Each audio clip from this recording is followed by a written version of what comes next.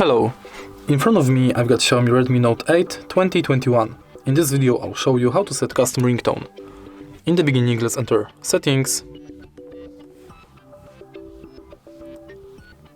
and go to Sound and Vibration. Enter Ringtone, go to More,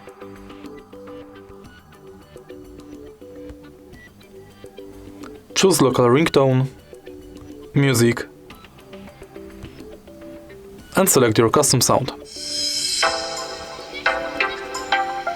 Tap OK and it's set. If you find this video helpful, please leave like, comment and subscribe.